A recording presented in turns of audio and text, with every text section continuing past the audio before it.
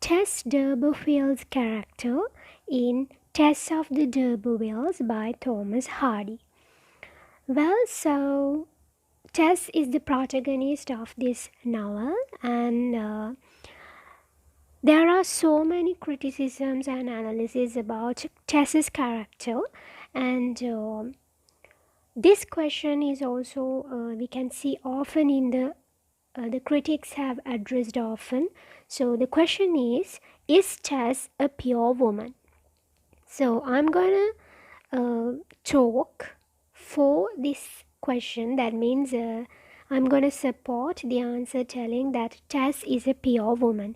So you can also support that Tess is not a pure woman, because if you have enough facts you can prove it. If you can prove it, it's okay. So in my case, I'm gonna prove that Tess is a pure woman, taking some examples and incidents from the novel. Wait. Then my first point is Tess gives no encouragement to Alec. So we all know Alec plays the main role in Tess's tragedy. So in many cases we can see that Tess gives no encouragement for that tragedy. It's because of the helplessness of Tess. So these are the points I have taken under this main point. Tess wipes away the kiss given by Alec on the journey to the slopes, and she strong-mindedly decides to walk the last few miles rather than sit next to him on the carriage. So if you have read the novel by this time, you can remember this incident. Tess does not like Alec to kiss her, but however he gives her a kiss and he wipes away the kiss and walks climbing down from the carriage. So here we can see another quotation also. I don't like you at all. I hate and detest you. I'll go back to mother. I will. So see, we all know that Tess is utterly helpless when she comes to Trantridge to work, and the whole family depends on her, and she has the risk of losing her job as well. But she is always very independent and modest, and she always directly tells Alec that she detests Alec and hates Alec. So the other point is Tess's natural modesty and chaste independence of mind and body always refuses Alec d'Urberville. That's what I told you, that she directly always refuses Alec. And even on the day of seduction, at first, Tess refuses the offer of Alec to go with him. At midnight, at about 1 o'clock, she refuses to go with Alec at first. But finally, she has to go with Alec because of the utter mental and physical exhaustion. Well, there's another quotation that you can take to support that fact. I have said that I will wait for them and they will expect me to now. Very well, Miss Independence, please yourself. So you can see the word Miss Independence, that is ironical, and so this suggests that Tess has always been firm in rejecting Alec. Well, let me go to the other point. Alec is a philanderer and make use of immaturity of Tess. So you know, a philanderer means he is actually an unscrupulous philanderer. That means whose main purpose in life is to gratify his sensual pleasures. So we all know that Tess was a child of 16, immature and inexperienced when she faces this tragedy. So with the complaint to her mother, "Oh, my mother, Why didn't you tell me there was danger in menfolk? Why didn't you warn me? This quotation is a fine example to tell that Tess was immature at this stage of the tragedy. So she was easily deceived by uh, Alec D'Urberville. So Alec is tactful, selfish, and a lustful creature. So you can take these quotations to prove that Alec is a lustful, selfish man. Let me put one little kiss on these Hornberry lips. Don't touch my arm. Hold on around my waist, like that. So Alec is always trying to attract Tess and to make use of her. And the other incident is Alec writes a letter to Tess using the name of his blind mother, asking Tess to come to Strandridge. In the first visit, Tess gets to know that there is some kind of unpleasant behavior in this cousin who is Alec. So she comes back to home and she decides not to go to Trantridge because she, even at the first visit, she didn't see Alex's mother as well. So, making use of that, uh, tactfully, Alex writes a letter using the name of the blind mother, and finally, Tess comes to Trantridge because of that letter. So Alec is an unscrupulous philanderer, and he has mastered the art of seducing girls. So he makes use of Tess when she is utterly helpless, because at that moment she was utterly helpless. The moment of seduction, she was physically and mentally exhausted, and his tactics bewilder her and undermines the security of her defense. Well, so the behavior, when considering the behavior and the character of Alec d'Urberville, and Tess's immaturity, we can tell that, we can come to a conclusion that Tess is PO in this incident, because Tess, at first I told you, Tess gives no encouragement for Alec, and considering the Alec's behavior, also we can come to a conclusion that Tess is PO in body and mind both. Well, then the next point is Tess's physical and mental exhaustion and helplessness. So this is an incident. She had risen at 5 o'clock every morning of that week and had been at work the whole each day.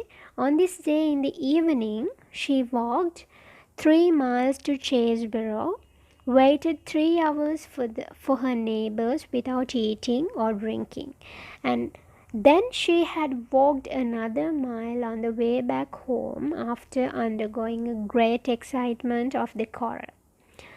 It was now nearly 1 o'clock. So, I'm talking about the day of the seduction, the night.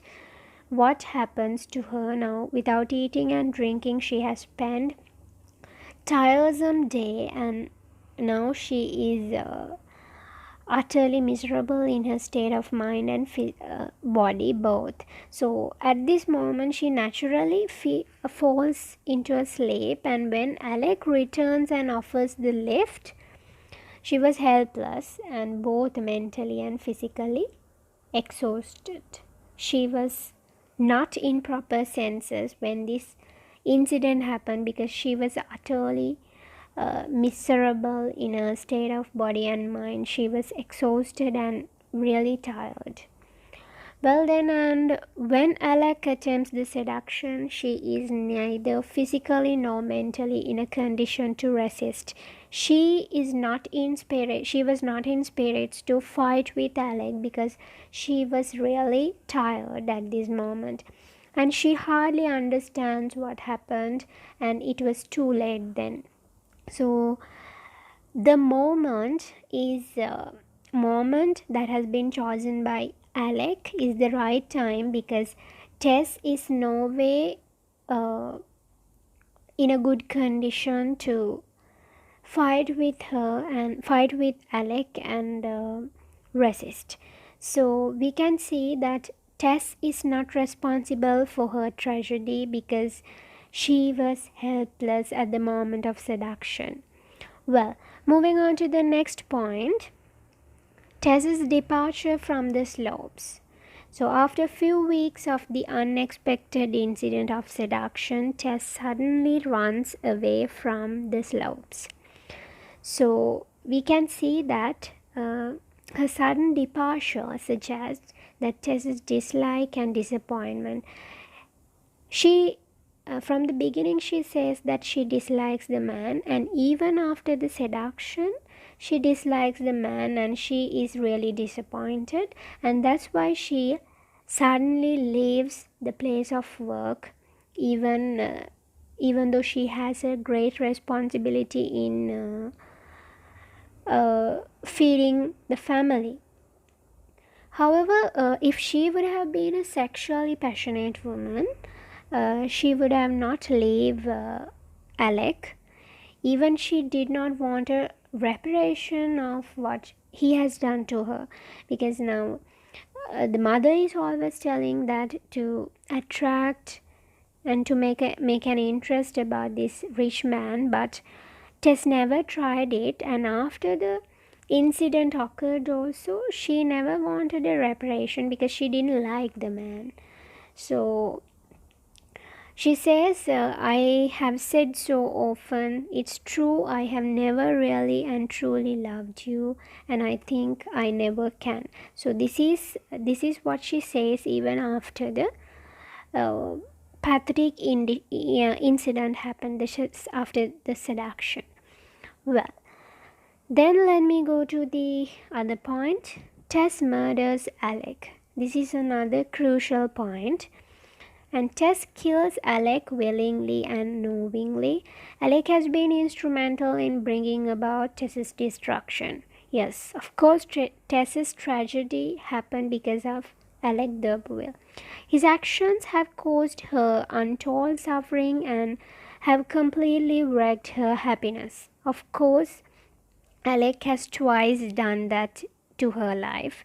Twice in her life, he plays a crucial role. Both occasions, Alec brings the disaster in her life, first by seducing her and later convincing that her husband would not return.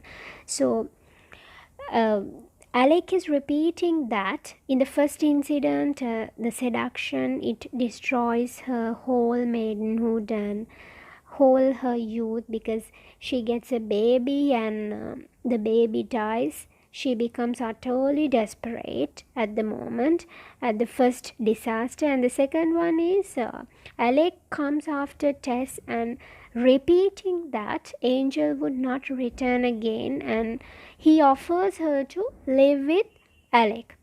So finally Tess of accepts that offer, and Angel comes and she loses her husband for the second time because of Alec. So she was in a really desperate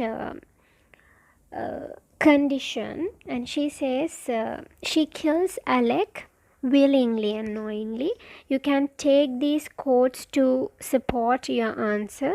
He is dying and my sin will kill him and not kill me. Oh, you have torn my life all to pieces. So she says that she cannot bear it. So she was utterly desperate and she kills Alec, and it shows that her dislike towards this man who brought her tragedy. And you can also remember the fact that if we have considered about the legal circumstances, if it is a court case, they would never consider about Tess's tragedy, and there are extenuating circumstances for her. We don't know whether it will happen in that way. However, according to the law, she is a murderer. Tess is a murderer because she kills Alec. But when considering emotionally, it's really it's okay. It's okay to kill Alec, and because her life gets destroyed because of this man. So murdering Alec is also another factor that we can say that Tess is pure. Tess is a pure woman because she never wants to trick her true husband or true love towards an angel. Well, so the other one is mentally and morally stainless. So this is what I have been talking from the other points.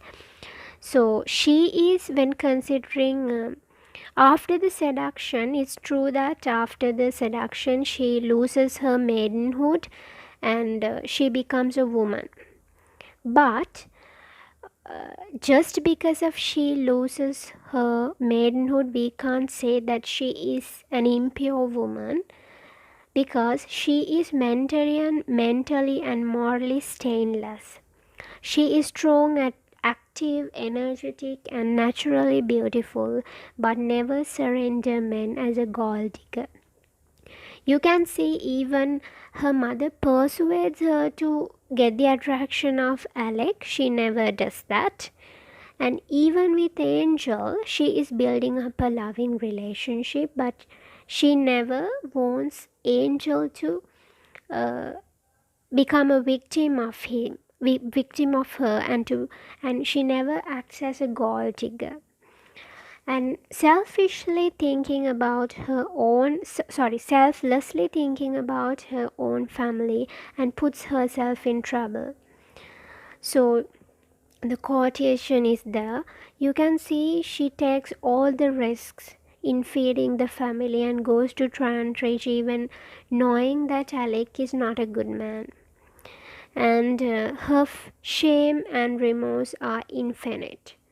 She is really in an utterly miserable state. We can see that how Thomas Hardy has brought out her emotions in a very sentimental and effective way. And her behavior, thoughts, desires are serious and moral. You can see she is having a serious and moral relationship with Angel, and she is always considering about the family, and she has kept her desires for the second place and doing everything for the family. So spiritually and morally, she is a pure woman. Even though she becomes a murderer at the end, we cannot declare, even though she has become a murderer and she lost her maidenhood, we can't declare that Tess is an impure woman because of the other considerations about Tess's character. So with all these points, I'm supporting that Tess is a pure woman. She is morally and spiritually pure indeed. So when considering her tragedy, we can consider her as a pure woman. So this is what I'm supporting for this question: is Tess a pure woman? So you can use these facts when you're writing an answer if you get a question like this. So I hope to come out with other themes and techniques and other questions from the novel Tess of the D'Urbervilles, because it's prescribed in the advanced level literature syllabus. So hope you get some idea about this question. Thank you all for watching.